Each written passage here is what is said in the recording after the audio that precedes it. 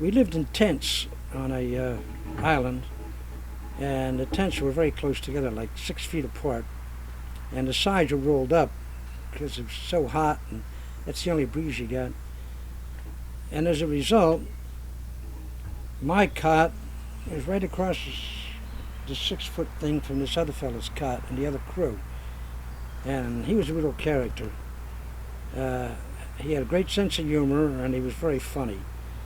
You know, I'd be taking a nap in the afternoon, and he would get some cartoon that his wife sent from some magazine, and he'd get the mail, and he'd come in, and all of a sudden I heard him laughing, and all of a sudden he comes running to my tent, and he wakes me up.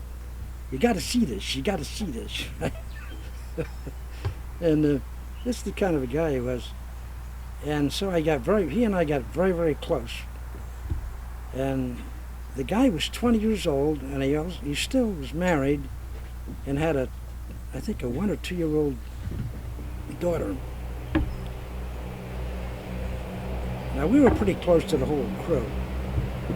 And there was a mission, one of these long missions to Balikpapan. And I had flown the day before, and we flew about once every 3 days.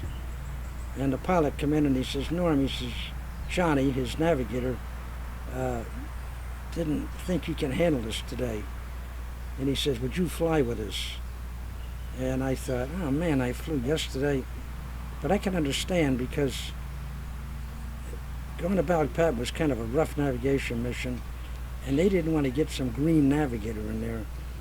They wanted an experienced navigator. So I says, okay, I'll go.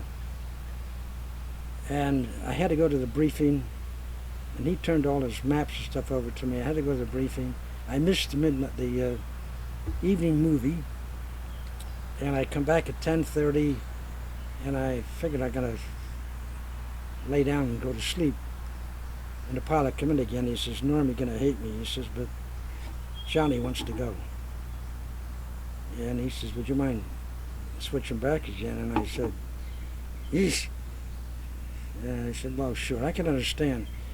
If you missed a ride with your crew, you had to have so many missions before you went R&R, which was down in Sydney.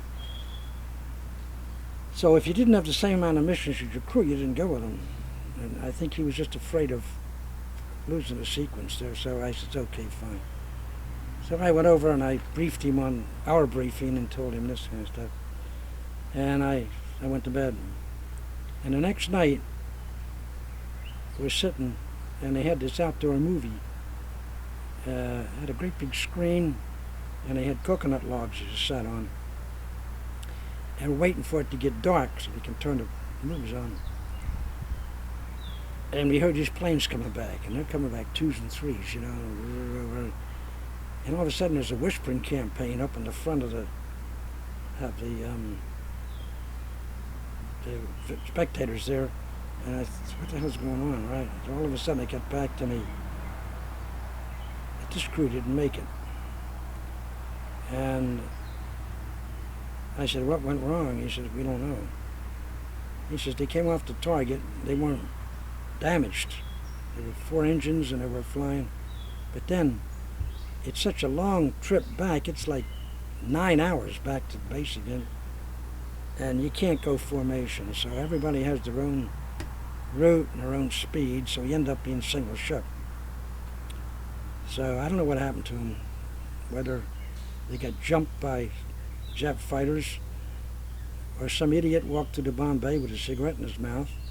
Or anything could have happened to him. And I still remember that guy. And all I could think of was his wife and daughter. How devastating it must have been to let her know this had happened. And